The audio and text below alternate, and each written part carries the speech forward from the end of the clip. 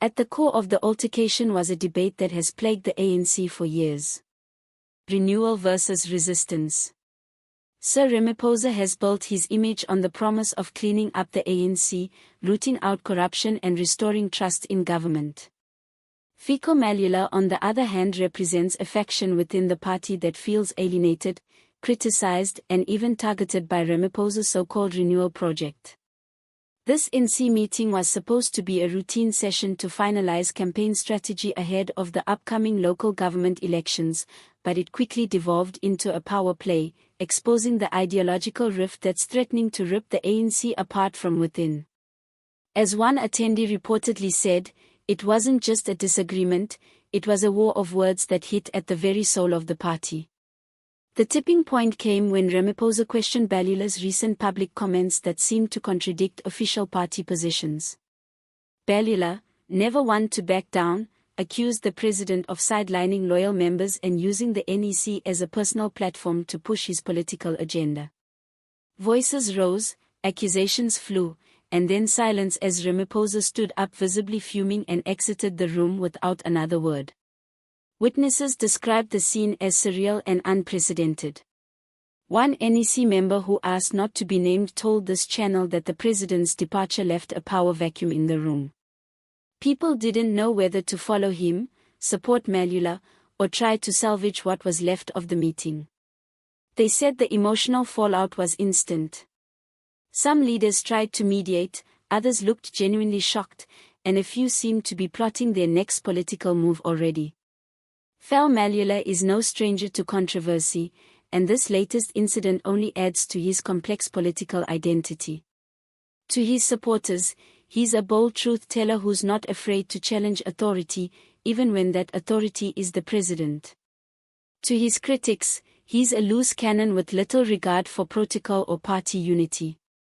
But make no mistake, this confrontation was not a spontaneous burst of emotion. It was strategic. He has been positioning himself more and more in the last few months, using social media, public events, and even press conferences to carve out his own space in the national conversation. Walking away and skate from a clash with the president might actually boost his standing among those who feel Ramaphosa has failed to deliver on his promises. For President Ramaphosa, this public fallout simply couldn't come at a worse time. With elections looming, the last thing he needs is a fractured party and headlines about discord at the highest levels. But this is more than just bad optics. It strikes at the core of his presidential mission. If Ramaphosa cannot even maintain order within the NEC, how can he be trusted to unite a divided nation? That's the question some voters and even some within his own party are now beginning to ask. His walkout may have been a moment of anger, but it also signals vulnerability. His political enemies will not let this go to waste. Expect more pressure, more challenges, and perhaps more open rebellion in the weeks to come. The ANC has survived many internal battles in its long history. From exile to liberation, from corruption scandals to leadership battles. But this clash is different. It's not just about policy disagreements or personal grudges. It's about the future direction of the party itself. One side wants renewal, discipline, and reform. The other wants recognition, representation, and the return of collective leadership. If the ANC cannot reconcile these two visions, it risks not just losing voters, but also losing its identity. The public is watching closely and opposition parties are surely licking their lips at the opportunity to capitalize on this disunity. The next few days will be critical. Will Ramaphosa issue a public statement? Will the ANC discipline either party? Will the NEC try to sweep this under the rug or use it as a turning point for reform?